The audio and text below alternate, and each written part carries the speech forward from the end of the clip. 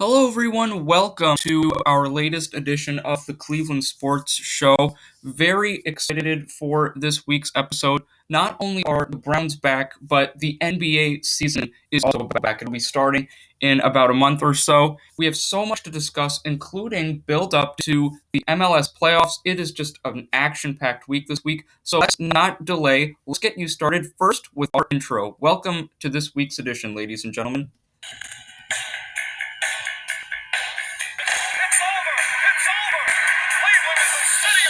Once again, the Cavaliers are NBA champions.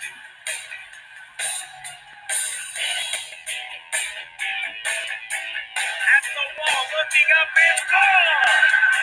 Francisco Lindor with a 3-run homer in the fourth, and it's 6-0 Cleveland.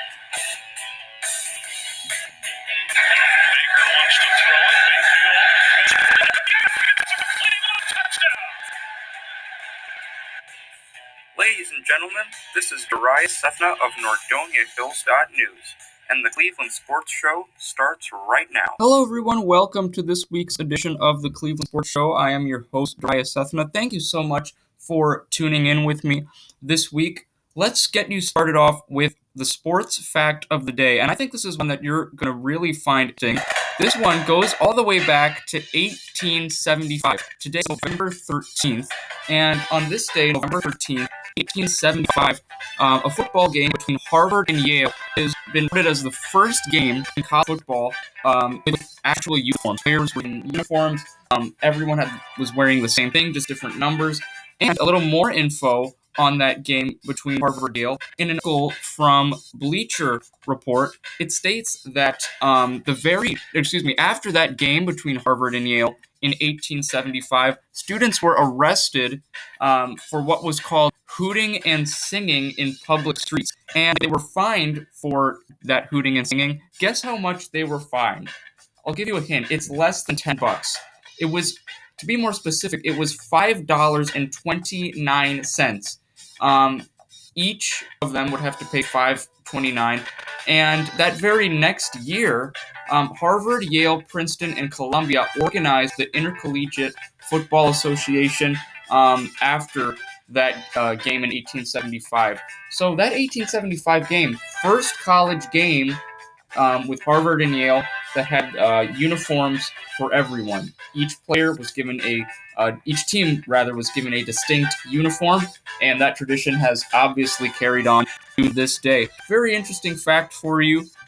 Always love giving you guys those sports facts to listen to. Now, let's get started off with some soccer updates and with the Premier League. Match day 9 of 38 upon us this upcoming, that's actually next weekend. We actually have more to talk about with match day 8 of 38 that took place this past weekend. And we had a tie to start off the weekend. Brighton taking on Burnley, that ended up as a 0-0 stalemate. Southampton defeated Newcastle by a final score of 2-0. Manchester United beat Everton 3-1. Crystal Palace destroyed Leeds United. That was a 4-1 scoreline. Another 4-1 scoreline, this time with Chelsea and Sheffield United. Chelsea getting the better of Sheffield United in that 4-1 win. West Ham defeat Fulham by a final score of 1-0. Tottenham defeat West Brom 1-0. Leicester City defeat the Wolves 1-0. Another stalemate, this time between Manchester City and Liverpool. 1-1 score there. And then Aston Villa end the weekend with a 3-0 win over Arsenal. Let's get you to your standings right now in the Premier League. And in terms of standings, Leicester City has actually taken command in the Premier League. In 8 matches played, Leicester with 6 wins, 0 draws, and 2 losses for a combined 18 total points. Tottenham Hotspur come in at second place with 5 wins, 2 draws, and 1 loss for 17 total points. In third place, it's Liverpool. They come in with a record of 5-2-1, 5 wins, 2 draws, and 1 loss for 17 points as well. In fourth place with 16 points is Southampton. 5 wins, 1 draw, 2 losses for them. And in fifth place, it's Chelsea with 8 matches played, 4 wins, 3 draws, and 1 loss for a combined total of 15 points. The top scorers in the Premier League so far. Guess what? It's 4 guys now who are all at the top spot.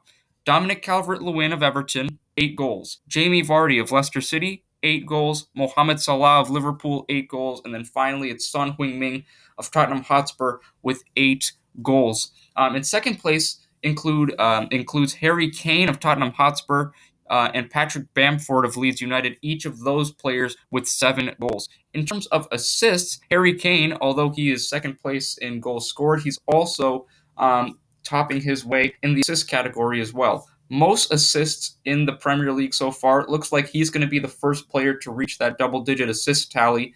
Harry Kane, the Tottenham striker, with 8 assists on the season so far. The next two top assist players players with the most assists in the Premier League include Jack Grealish of Aston Villa and another Aston Villa teammate, John McGinn. Grealish with 5 assists and McGinn with 4. Coming in at fourth place include Aaron Cresswell of West Ham, Bruno Fernandes of Manchester United, Hakim Ziyech of Chelsea, and James Rodriguez of Everton, each of those players with 3 assists on the season so far. Let's get you back to the overall schedule with the Premier League and what's going on so far. We don't have any games for you this weekend, but next weekend is when we're going to kick off games once again. So you get a little break, Premier League fans, for this week, and then next week back for some more action. Some of those games include Manchester United taking on West Brom, Fulham going up against Everton, Liverpool taking on Leicester City, and the Wolves going up against Southampton.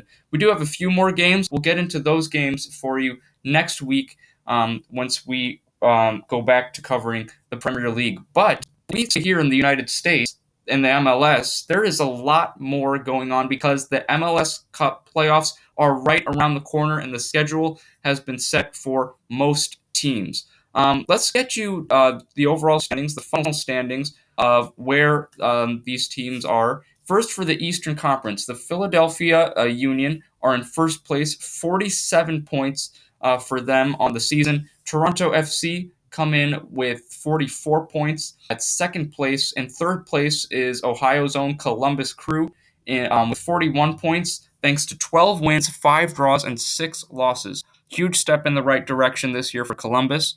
In fourth place comes Orlando City, 11 wins, 8 draws, and 4 losses, 41 points for them. And in fifth place, it's NYCFC, 12 wins, 3 draws, 8 losses for 39 points. To round out the contestants in the Eastern Conference who will be in the playoffs this year include the New York Red Bulls, Nashville, New England, the Montreal Impact, and Inter Miami. In the MLS's Western Conference, Sporting Kansas City is at the top spot, but they are tied with Seattle and Portland for that top spot. Each of those 3 teams are the top 3 respectively in the Western Conference, each of them also with 39 points. Sporting Kansas City comes in with a 12-win, 3-draw, and 6-loss record, followed by Seattle, who have 11 wins, 6 draws, and 5 losses on the season. Portland comes in at third place, as I mentioned, 11 wins, 6 draws, 6 losses for them. Minnesota United comes in at fourth place with 34 points, thanks to a 9-7-5 record. Colorado come in at fifth place with 28 points, 8 wins, 4 draws, 6 losses for them. To round out the participants for this year's playoffs in the MLS's Western Conference include FC Dallas, LAFC, and San Jose. Now, you're probably wondering, Darius, with coronavirus and how everything has just been drastically affected, how is this going to affect what's going on for the MLS playoffs? Well, good news, not too much. Obviously, very minimal to no fans in the arenas or the stadiums for these games. The play-in round, there's actually going to be a play-in round this year, and it's going to be 2 games. 2 games between one is with the New England Revolution taking on the Montreal Impact, and then Nashville SC will be taking on Inter Miami. And if you remember how the NBA bubble worked, there were those play-in games in the Western Conference between Memphis and Portland. And Portland, the Trailblazers were able to get the better of Ja Morant and the Memphis Grizzlies. They went into the 8th seed. Kind of the same concept here.